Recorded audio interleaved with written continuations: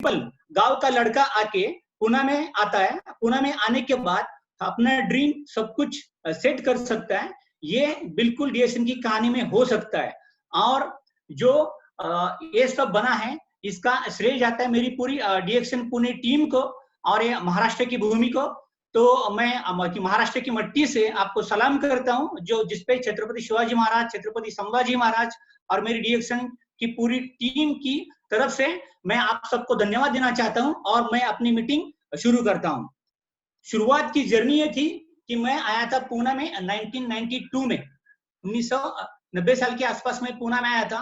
पुणे में कोई भी अगर गांव का लड़का यहाँ पे आता है, कोई भी उसका ग्रेजुएशन होता है, डिग्री होता है, अगर जब भी पुणे में गांव के लड़के कोई भी आते हैं तो आने के बाद होता क्या है कि वो यहाँ से एक वहम सा जाता है कि यहाँ की बिल्डिंग्स, यहाँ के रोड, यहाँ के लोग, यहाँ की गाड़ियां, यहाँ की फैक्ट्रियां, और उसका कुछ अपना खुद का मकान नहीं बनता है।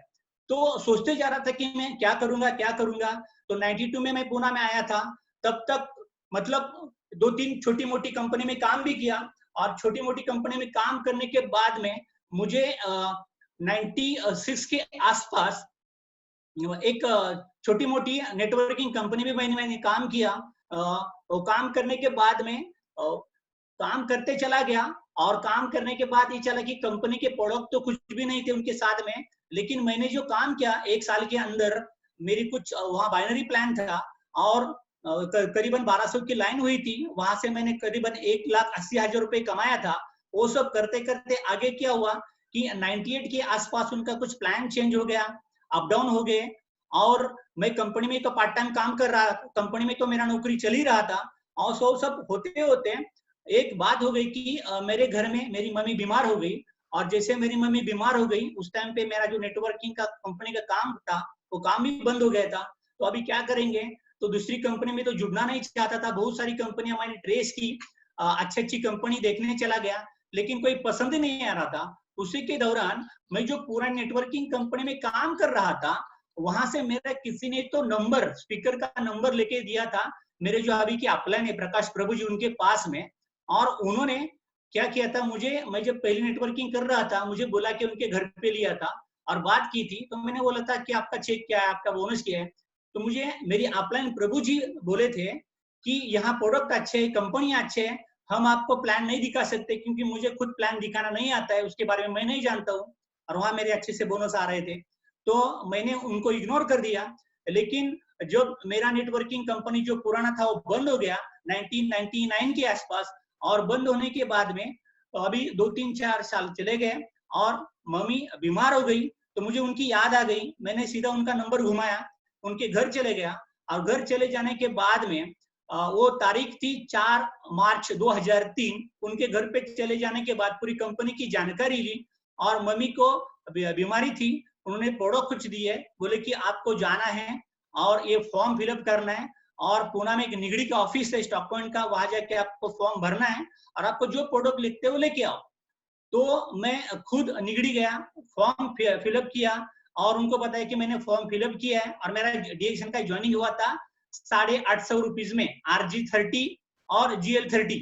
ओके, तो वो ज्वाइन किया। ज्वाइन करने के बाद में जो मैंने प्रोडक्ट ज्वाइन किया था, मेरी मम्मी का प्रॉब्लम था यूट्रस कैंसर का, और ये दिक्कत इतनी बड़ी आ रही थी कि मेरी मम्मी को डॉक्टर ने यूट्रस तो निकाल दिया था, बाद में बोला था कि आपको रेडिएशन केमो करना पड़ेगा।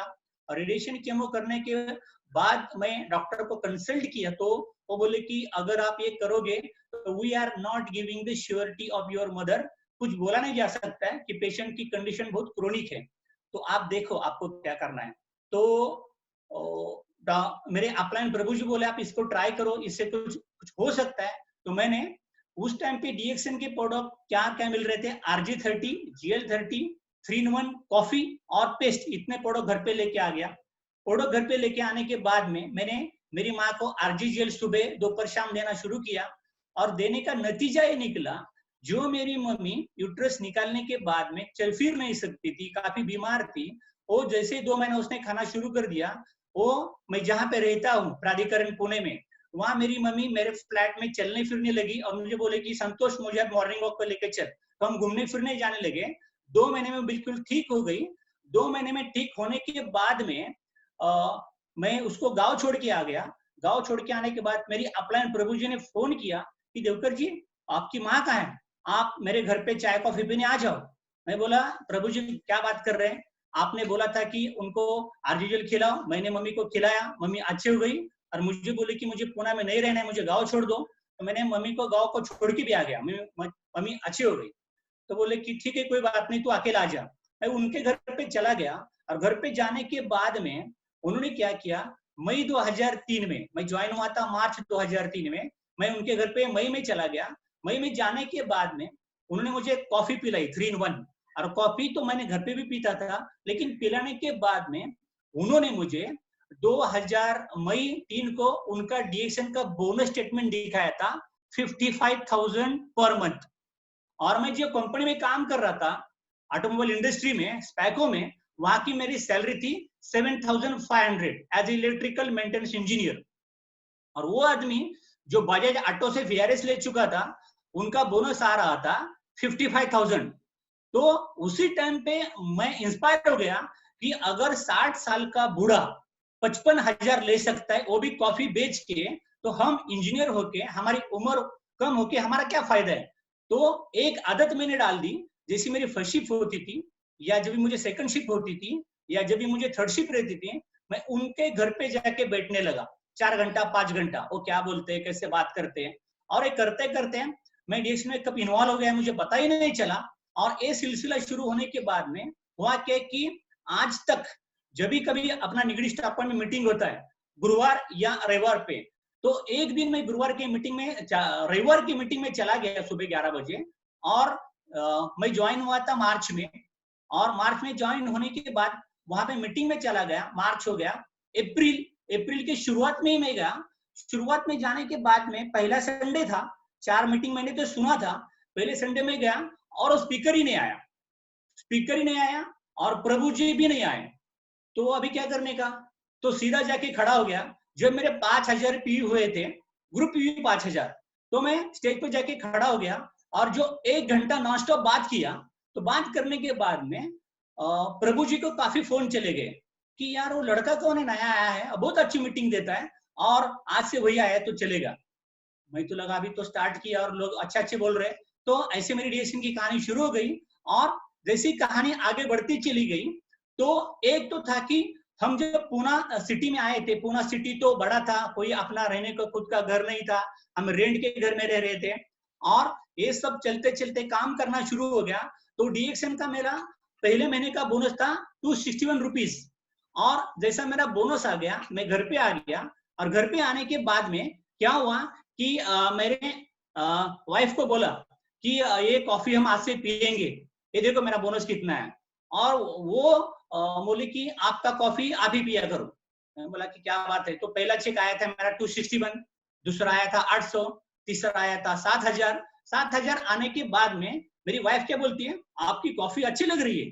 तो थोड़ा इंटरेस्ट वो भी लेने लगी और ये सिलसिला जारी रहा। तो मैं काम करता चला गया और काम करते करते मेरी कंडीशन ये थी कि मैं जो कंपनी में काम कर रहा था स्पैको में, हर साल मेरा अप्राइजल होता था, हर साल मेरा प्रमोशन होता था और मेरा वहां का पोस्ट था assistant manager electrical maintenance engineer. और मैं मतलब मेरे ऊपर डिपार्टमेंट हेड थे और मैं उनके नीचे असिस्ट कर रहा था। मेरे नीचे 32 परमानेंट एम्प्लॉइज थे। काफी अच्छी कंपनी थी, काफी अच्छे कंपनी का टर्नओवर भी था। तो कंपनी का काम तो अच्छा ही हो रहा था, लेकिन as a hobby, as a passionate, लोगों का भला हो रहा है तो मुझे भी डीएक्शन करना था। मैं करते चला गया। ये मेरे काफी कलीग्स थे, लेकिन मैं जब भी कंपनी में बताने जाता तो लोग मुझे बोलते कि देखो देवकर अभी डॉक्टर बन गया, अभी चाय कॉफी बेच रहा है, और कोई इंटरेस्ट उतना नहीं लेता था। तो मैं क्या करता था, अपना कंपनी या अपने रिश्तेदार अपनी लगते, और मेरे साथ मेरे पुणे के 5 लोग थे। और मेरे साथ मेरे कोई अपलाइन नहीं थे, मेरे पास कोई अपने मतलब मेंटर कोई नहीं थे। अकेला चलना, अकेला गिरना, अकेला रोना, अकेला संभलना, ये आदत मैंने मतलब जब से डीएक्शन में आया हूँ तब से डाली हुई है। 2005 में चेन्नई गया, तभी मैंने पहली बार डॉक्टर लिम और उनके मैडम को देखा। तो उनके लिए जोरदार तालियां दो कि वो मतलब पृथ्वी पे एक अवतार है। तो वहां पे देखा मैं, तो लोग काफी कुछ देखा, लेकिन मतलब कोई ऐसे प्यार से गले नहीं लगा रहे हैं, कोई मोटिवेट नहीं कर रहा है, कोई इंकरेज कर रहे हैं। नहीं कर रहा था, कोई बात नहीं, अपना काम चालू रखो, काम के ऊपर फोकस करता चला गया। 2005 में चेन्नई गया था, उसके बाद में 2006 में अपना रिकग्निशन नाइट हो गया।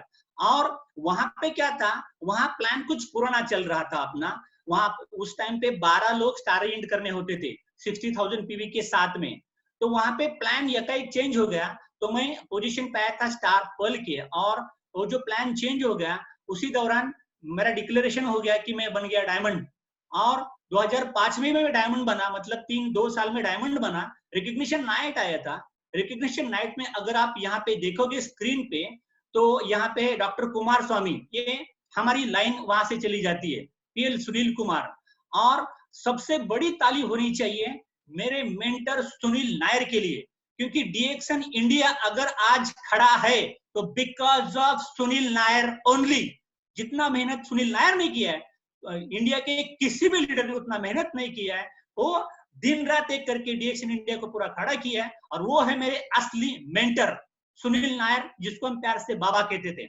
और यहाँ पे मैंने एक बात देखी, जब मैं रिकग्निशन नाइट, ये पुणे में हुआ था, रामकृष्ण मौर्य ऑडिटोरियम में, और जब मैं पुणे में हुआ था, अगर पहली लाइन में देखोगे आप तो कुमार स्वामी है, सुनील कुमार जी है, या अपने जो भी लीडर्स है, वहां पे महाराष्ट्रियन कोई नहीं था।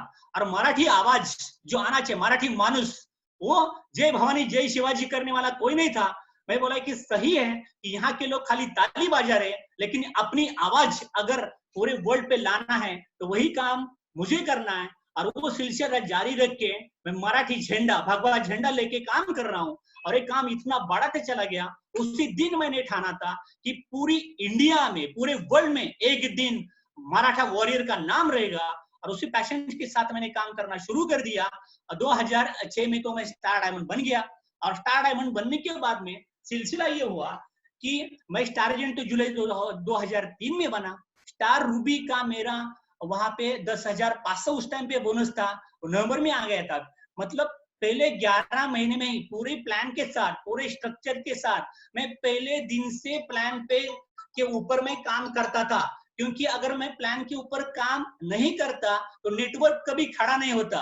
तो आपको प्लान पता होना चाहिए, शो द प्लान करना चाहिए। क्योंकि अगर आप प्लान शो नहीं करोगे, स्ट्रक्चर के साथ नहीं जाओगे, तो आपका बिजनेस में ग्रोथ कभी नहीं आएगा। तो आपको बोनस भी शो करना है, और जब भी आप बोनस शो करोगे तभी आपको बेनिफिट हो सकता है। यहाँ पे डायमंड बना, और जब से मैं डायमंड बना था 2005 से, मेरा सैलरी या डीएक्स सैलरी था करीबन 9, साढ़े 9, 10 हजार, और डीएक्सन का बोनस शुरू हो गया था 40,000 रुपया।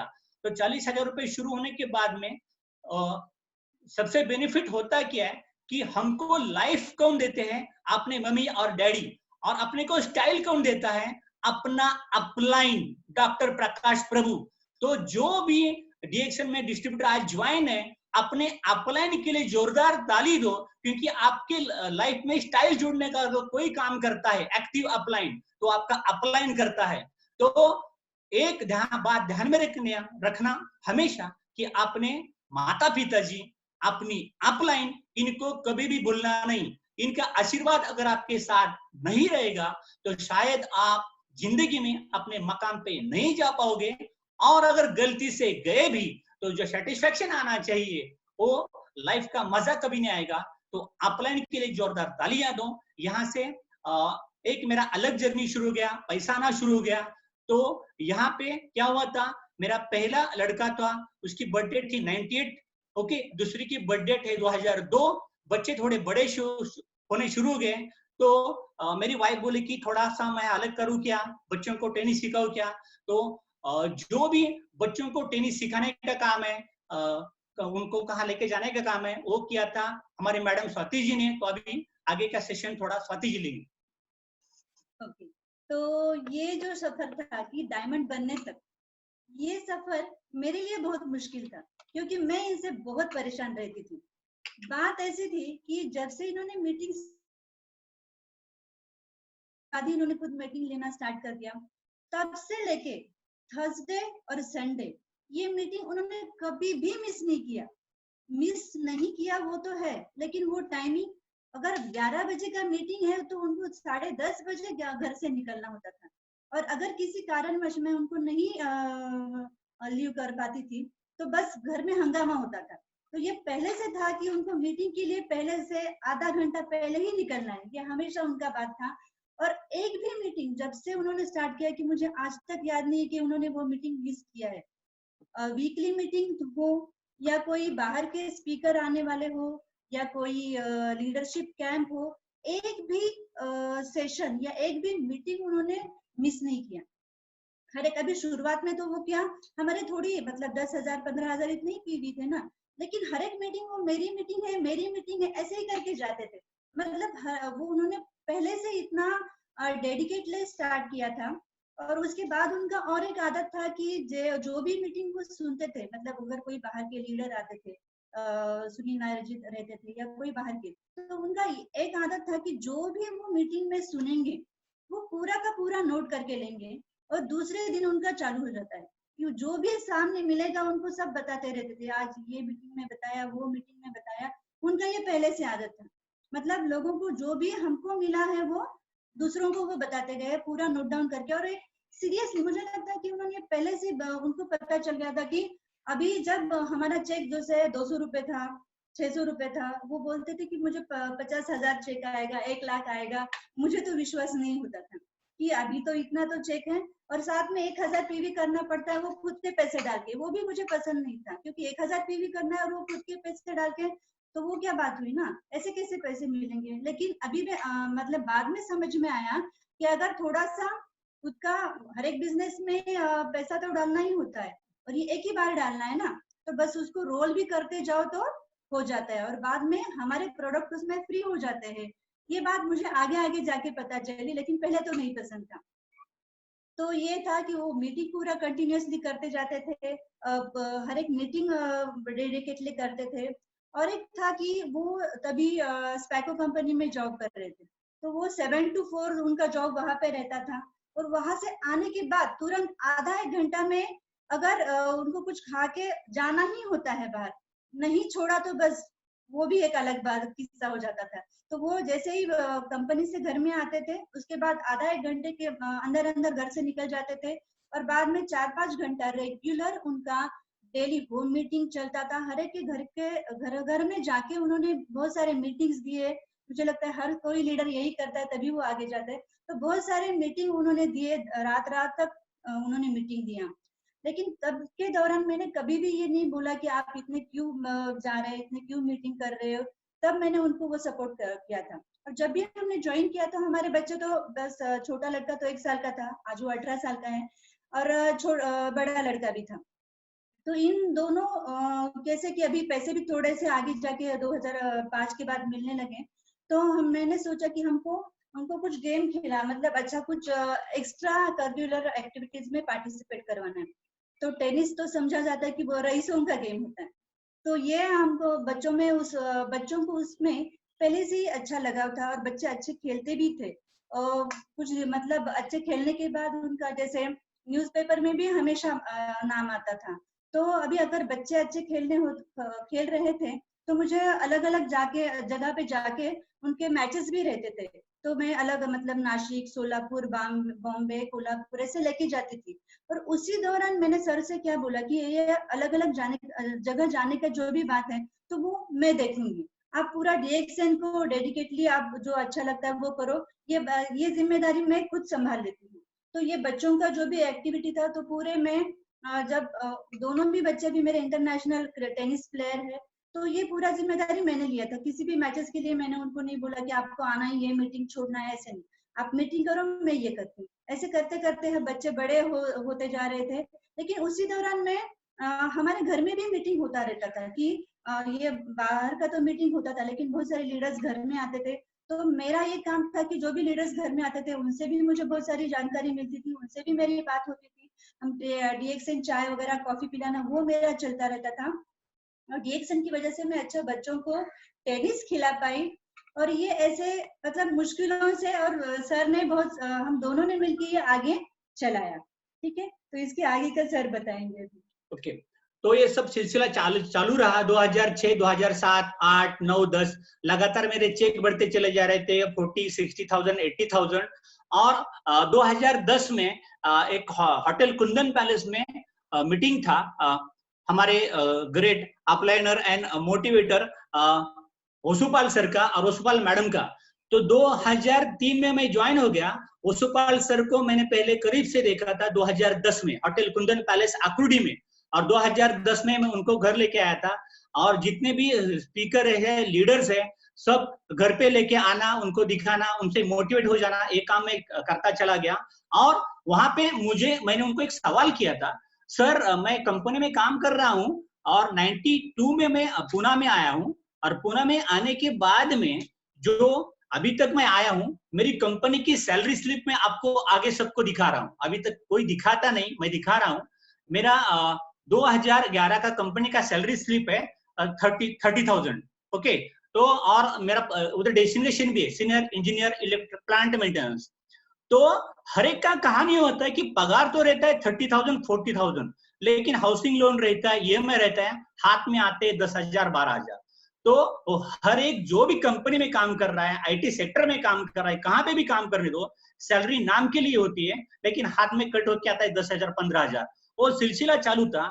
यहाँ से आते थे 35,000, और मुझे कंपनी से डीएसएन से आ रहा था अप्रोक्सीमेटली 60,000 65,000 तो पक्का आ रहा था।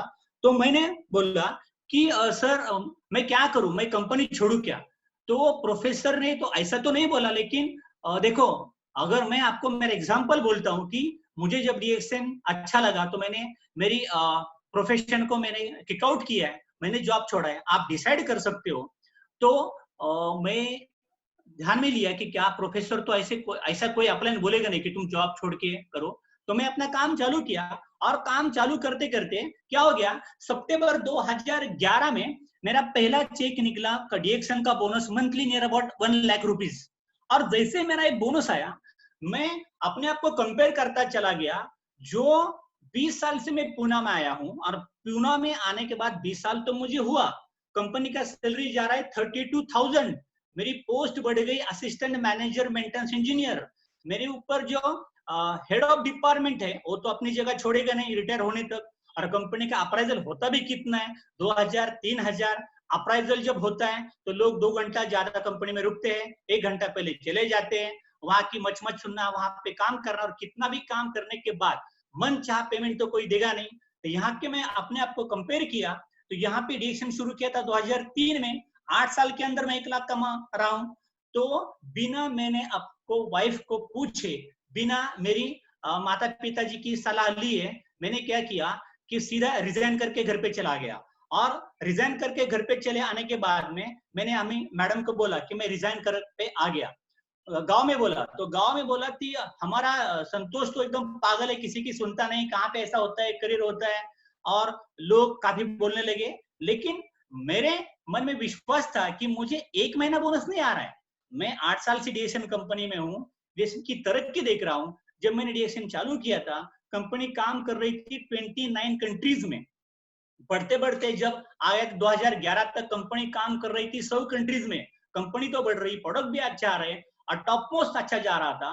तो ये सब करते चला गया। 2011 में रिजाइन किया। वहां पे क्या बेनिफिट हुआ कि 1 लाख मेरा बोनस आ रहा था, और वही से मेरा life begins at the end of your comfort zone.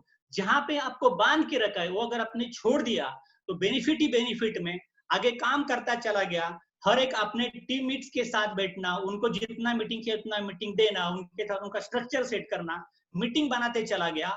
और दिस इज द बिगिनिंग। मुझे पहली बार लगा कि मेरा अच्छा जन्म तो अभी हुआ है, मैं जो चाहिए वो कर सकता हूँ। और ये करने के बाद में मैं अपने काम बढ़ाता चला गया, और काम बढ़ाने के बाद में बेनिफिट ये हो गया कि 1 साल के अंदर मैं रिजाइन किया था कभी 2011 में, वहां पे आ रहा था 1 लाख। और 1 साल के अंदर क्या हो गया, 1 साल के अंदर क्या हो गया कि मेरा जो बोनस है, मेरा बोनस बढ़ा 50-60 हजार रुपए से। मेरा सैलरी था 30,000, बढ़ा मेरा 60,000।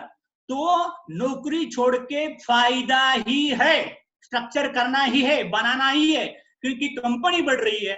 तो हम क्यों नहीं बढ़ रहे? हमको बढ़ना है, हमको काम करना है, ठान लिया, काम करते चला गया। और काम इतना बढ़ा दिया स्पीड में कि काम बढ़ाते बढ़ाते एक हो गया कि 14-15 में एक चेंज और आ गया, डिशान से डीएमआई बन गया। तभी भी हमारा स्पीड कम नहीं हुआ था। स्पीड कम नहीं हुआ तो हमारा 2015 का रिकग्निशन नाइट है, और रिकग्निशन नाइट में मेरे साथ मेरे स्टेज पे खड़े हमारे महाराष्ट्र के पहले क्राउन एम्बेसडर सूर्य दादाजी चरड़े, मेरे प्रिय मित्र तभी गोल्ड डायमंड थे जेके सिंह जी, अग्रवाल जी आए थे, बिहार से आरके शर्मा जी है, ओके, डीओ सर है, ये सभी के साथ 2015 का रिकग्निशन नाइट हो गया।